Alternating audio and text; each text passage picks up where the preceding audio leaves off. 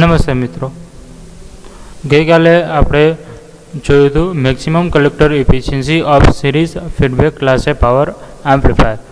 નાવ આજે ડિસ્કસ કરીએ આપણે maximum collector efficiency of transformer coupled class A power amplifier. તો અહીંયા જે કપલિંગ સિસ્ટમ આપણે ચેન્જ કરીએ છીએ ટ્રાન્સફોર્મર કપલિંગનો યુઝ કરશું. તો આગળ આપણે કોઈપણ જાતની કપલિંગ સિસ્ટમ નથી યુઝ કરી. અહીંયા તમે સર્કિટમાં જોઈ શકો છો કે ટ્રાન્સફોર્મરને એઝ અ કપલ તરીકે યુઝ કરેલો છે. ટ્રાન્ઝિસ્ટર જે R1 R2 RA છે બાઇસિંગ નેટવર્ક પ્રોવાઈડ કરે છે. Cin કામ છે તમારે સોર્સને ટ્રાન્ઝિસ્ટર ઉપર બાઇસિંગ નેટવર્ક ઉપર ઇફેક્ટ નહીં થવા દે, મતલબ કે બાઇસિંગ કન્ડિશન જળવાઈ રહેશે, સિગ્નલ સોર્સને કંઈ પણ ઇફેક્ટ નહીં થવા દે. તો આ રીતે. અને CE છે તો CE તમારો બાયપાસ કેપેસિટર આપણે કહીએ છીએ. ફિગર બી છે એ લોડ લાઇન ડ્રો કરેલી છે. અહીંયા ડોટેડ લાઇનથી vertical DC load line draw કરેલી છે એન્ડ ક્રોસમાં AC લોડ લાઇન ડ્રો કરેલી છે. વચ્ચે સેન્ટરમાં Q પોઈન્ટ ઇન્ડિકેટ કરેલો છે. તો એ જ રીતે અહીંયા left hand side input signal apply કરેલું છે અને નીચેના ભાગમાં તમને આઉટપુટ સિગ્નલ રિફ્લેક્ટ થઈ અને આઉટપુટ સિગ્નલ કેવું મળે છે ઇન્ડિકેટ કરેલું છે. તો આ રીતે મેક્સિમમ કલેક્ટર એફિશિયન્સી મેળવીએ છીએ. તો સર્કિટ ડાયાગ્રામ સમજીએ અને આગળ ચાલુ કરીએ. A transformer coupled amplifier provides impedance matching and keeps DC power loss in collector load small. તો ટ્રાન્સફોર્મર કપલનું કામ શું છે? તો મેઇન આપને ખબર છે કે ઇમ્પિડન્સ મેચિંગ કરવાનું છે. તો જ્યારે પણ આપણે ટ્રાન્સફોર્મરનો યુઝ કરીશું એઝ અ કપલ, તો એનું કામ છે એ કપલિંગ કરશે કે ઇનપુટ અને આઉટપુટ સિગ્નલ છે અથવા તો બે સ્ટેજ વચ્ચેનું કપલિંગ પ્રોવાઈડ કરશે અને એનું બેસ્ટ સારામાં સારું કામ હોય તો એ ઇમ્પિડન્સ મેચિંગ કરવાનું કામ છે. And keeps DC power loss in collector load small. જે DC પાવર લોસ થશે એ જે કલેક્ટર લોડ છે એને સ્મોલ રાખવાનું કામ કરશે. એના કારણે primary has a small resistance. એ પણ આપણે કહી શકીએ કે પ્રાઇમરી સ્મોલ રેઝિસ્ટન્સ છે તો જે આઉટપુટ હશે, આઉટપુટ સાઇડ જે લોડ હશે એ પણ લોડ કેવો હશે? સ્મોલ રાખવાનું કામ કરશે. The figure shows a transformer coupled class A power amplifier and its output characteristic. તો આ ફિગર તમે જોઈ શકો છો. બરાબર, તો VCC છે અને બાકીની ફિગર આપણે વાત કરી એ પ્રમાણે ઇન્ડિકેટ કરેલી છે. R1 R2 RA transistor, NP NS primary turns, secondary turns indicate કરેલો છે. N/1 રેશિયોથી ટ્રાન્સફોર્મર બનાવેલું છે. VCC સોર્સ છે, બરાબર, DC સોર્સ છે અને અહીંયા AC સિગ્નલ સોર્સ કનેક્ટ કરાવેલું છે. Cin છે, બરાબર, અને CE છે bypass capacitor. Under zero signal condition. હવે ઝીરો સિગ્નલ કન્ડિશન આગળ પણ ઘણી બધી જગ્યાએ આવી ગયું છે અને ભવિષ્યમાં પણ આવશે. તો એ ઝીરો સિગ્નલ કન્ડિશન એટલે શું? તો એ સમજીએ કે ઝીરો સિગ્નલ કન્ડિશન એટલે એવી કન્ડિશન કે જ્યારે AC સિગ્નલ ચાલુ હશે પણ DC સિગ્નલ નહીં મળતું હોય, મતલબ કે DC એપ્લાય નથી કરેલું પણ માત્ર ને માત્ર AC સિગ્નલ ચાલુ છે. તો એવી કન્ડિશન આપણે ઝીરો સિગ્નલ કન્ડિશન કહીએ છીએ. તો under zero signal condition the effective resistance in the collector circuit is that of the primary winding of the transformer. તો ઇફેક્ટિવ રેઝિસ્ટન્સ મળે છે, જે કલેક્ટર ઉપર જે આપને રેઝિસ્ટન્સ મળે છે એ સર્કિટનો એ કેટલો હશે? તો primary winding of the transformer. તો ટ્રાન્સફોર્મરનો જે પ્રાઇમરી વાઇન્ડિંગ છે NP જેટલો મળશે. Hence the DC load line is vertical line rising from VCC as shown in figure. તો એના કારણે આપણે જે મળે છે એ DC લોડ લાઇન જો આપણે ડ્રો કરીએ તો DC લોડ લાઇન ક્યાં હશે? તો એ VCCમાંથી પાસ થતી અને વર્ટિકલ લાઇન મળશે. તો અહીંયાથી VCC છે, VCCમાંથી પાસ થતી વર્ટિકલ લાઇન, તો અહીંયા ડ્રો ઇન્ડિકેટ કરાવેલી છે DC લોડ લાઇન. આ રીતે આપણે કહી શકીએ. હવે આગળ જોઈએ. When the signal is applied, the collector current will vary about the operating point. જ્યારે સિગ્નલ એપ્લાય કરીએ છીએ ત્યારે એ કલેક્ટર કરંટ હશે એની મેઇન પોઝિશનને આજુબાજુમાં વેરી કરે છે, મતલબ કે પોઝિટિવ પીક અપ જશે, નેગેટિવ પીક ડાઉન જશે ફરીથી.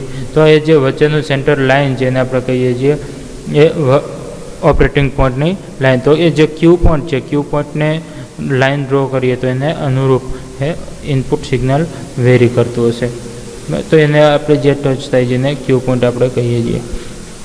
આગળ જોઈએ, two obtain maximum AC power output, the peak value of collector current due to signal alone should be equal to the zero signal collector current IC. તો maximum જ્યારે power આઉટપુટમાં આપણે જોતો હશે ત્યારે the peak value of collector current એટલે કે collector કરંટની મેક્સિમમ વેલ્યુ આઈસીની મેક્સિમમ વેલ્યુ પીક વેલ્યુ બરાબર maximum value due to signal alone should be equals to zero signal collector current IC. ત્યારે કેટલું હશે તો zero signal collector current IC જેટલું હશે બરાબર. તો મેક્સિમમ કલેક્ટર કરંટની કન્ડિશન આપેલી છે. In terms of AC load line, the operating point Q should be located at the center of AC load line. જ્યારે પણ આપણે વાત કરીએ કે એસી લોડ લાઇન ક્યાં હશે તો એસી લોડ લાઇન ઉપર ઓપરેટિંગ પોઈન્ટ ક્યાં હશે તો એ ઓપરેટિંગ પોઈન્ટ એસી લોડ લાઇનના એક્ઝેક્ટ મિડ પોઈન્ટમાં હશે. તો આપણે અહીંયા ઇન્ડિકેટ કરેલું છે એક્ઝેક્ટ મિડ પોઈન્ટમાં. તો અહીંયાથી આ ભાગ જુઓ તો એક્ઝેક્ટ સેન્ટરમાં ક્યુ પોઈન્ટ ઇન્ડિકેટ કરેલું છે. During the peak of the positive half cycle of the signal, the total collector current is 2 IC and VC is 0. તો પીકની વાત કરી છે કે મેક્સિમમ વેલ્યુ હશે તો એ કઈ જગ્યાએ તો પોઝિટિવ સાયકલમાં મેક્સિમમ વેલ્યુ કઈ જગ્યાએ છે અહીંયા. તો ત્યાં આઈસીની વેલ્યુ કેટલી છે 2 IC જેટલી. તો 2 IC જેટલી અને એ જ સમયે VCEની વેલ્યુ કેટલી હશે 0 બરાબર. તો આ પોઈન્ટની વાત કરી છે તો આઈસીની વેલ્યુ 2 IC જેટલી અને VCEની વેલ્યુ 0 હશે. And during the negative peak બરાબર. તો નેગેટિવ પીકની વાત કરી છે આપણું સિગ્નલ છે એના નેગેટિવ પીકની વાત કરી છે. નેગેટિવ પીક માટે the collector current is 0 and VC is 2 VCC બરાબર. તો કલેક્ટર કરંટ આઈસી કેવો મળે છે અહીંયા 0 મળે છે એન્ડ VCE કેટલો મળે છે બરાબર. તો VCE ત્યારે આપને મળશે 2 VCC જેટલો. તો અહીંયા તમે જોઈ શકો છો કે VCE કેટલો હશે મેક્સિમમ તો 2 VCC જેટલો મળે છે બરાબર. તો આ રીતે આપણે કહી શકીએ છીએ. આગળ જોઈએ second page. Peak to peak collector emitter voltage is બરાબર. હવે peak to peak collector emitter વોલ્ટેજની વાત કરી છે. હવે પીક ટુ પીક વોલ્ટેજની જ્યારે વાત કરવામાં આવે ત્યારે સમજવાનું બરાબર. પીક ટુ પીક બે રીતે ઇન્ડિકેટ કરી શકીએ છીએ. તો આ સપોઝ કે કોઈ સિગ્નલ છે બરાબર. સિગ્નલ અહીંયાથી પાસ થાય છે કોઈ આ રીતે સપોઝ કે સિગ્નલ પાસ થાય છે તો એના માટે પીક ટુ પીક જ્યારે વોલ્ટેજની વાત આવે ત્યારે એક અહીંયા પીક અને આ જે ભાગ છે નીચેનો બરાબર. તો એ બંને વચ્ચેનો ડિસ્ટન્સ લેવામાં આવે છે બરાબર. તો આ જે વચ્ચેનું ડિસ્ટન્સ છે એ વી પીક ટુ પીક કહેવામાં આવે છે બરાબર. તો વી પીક ટુ પીક એને આપણે કહેશું બરાબર. તો કોઈ પણ સિગ્નલ હોય સિગ્નલને પીક ટુ પીક કેવું હશે બરાબર ત્યારે એ રીતે આપણે પીક ટુ પીક વોલ્ટેજ મળશે VCE પીક ટુ પીક કેટલો મળે છે 2 VCC જેટલો. તો મેક્સિમમ જે પીક ટુ પીક વોલ્ટેજ આપને મળે છે એ 2 VCC જેટલો મળે છે. ત્યાર પછી પીક ટુ પીક કલેક્ટર કરંટની વાત કરીએ IC peak to peak P2P તો એ મળે છે 2 IC જેટલો અને 2 IC ને બીજી રીતે જો લખીએ તો VCE peak to peak by RL prime. RL prime શું છે આગળ જોઈએ તો VCE ઇક્વલ્સ ટુ 2 VCC મૂકીએ તો 2 VCC બાય RL પ્રાઇમ મળે છે. વેર RL prime is the reflected load appearing in the transformer primary. એટલે કે ટ્રાન્સફોર્મરના પ્રાઇમરી વાઇન્ડિંગ ઉપર જેટલો લોડ રિફ્લેક્ટ થાય છે અને આપણે RL પ્રાઇમથી ઇન્ડિકેટ કરશું. If n small n that is NP by NS primary turns અને સેકન્ડરી ટર્ન્સનો રેશિયો છે એને આપણે સ્મોલ nથી ઇન્ડિકેટ કરીએ છીએ. If small n is the transformer turn ratio then RL prime equals to n square RL. તો reflected prime load જે મળે છે બરાબર એ કેટલો હશે RL prime equals to n square RLથી આપણે ફાઇન્ડ આઉટ કરી શકીએ છીએ. મતલબ કે ટ્રાન્સફોર્મરના ટર્ન રેશિયો અને RL લોડ જે છે એના ઉપરથી આપણે RL પ્રાઇમ કેલ્ક્યુલેટ કરી શકીએ છીએ.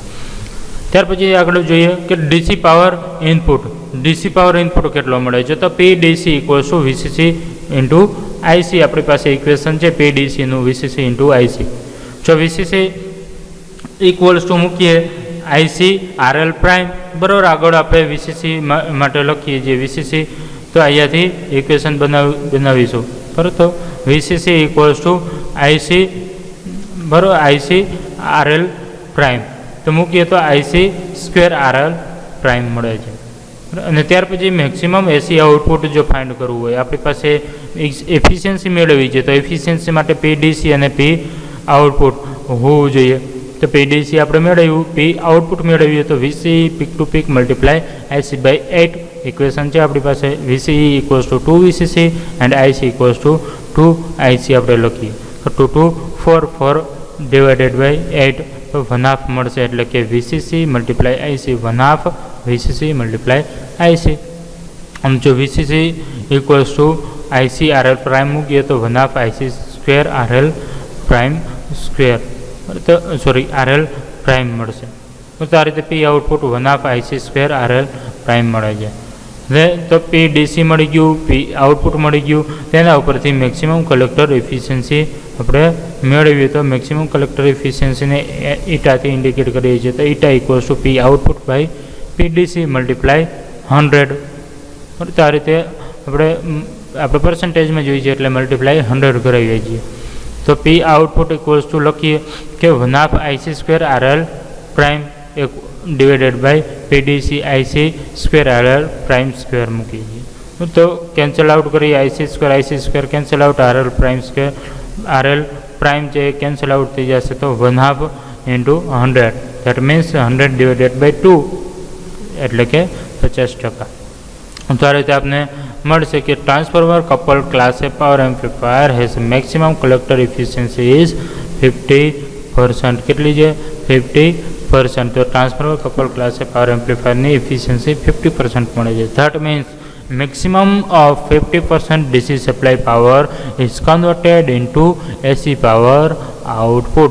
એટલે કે ડીસી જેટલો તમે આપો છો એના 50% પાવર એ આઉટપુટમાં મળશે. બટ જો પ્રેક્ટિકલી જોવા જઈએ તો the efficiency of such an amplifier is less than 50%, about 35%. તો પ્રેક્ટિકલી જો જોવા જઈએ તો એ 50%થી પણ ઓછી છે, એટલે કે નિયરલી 35% છે.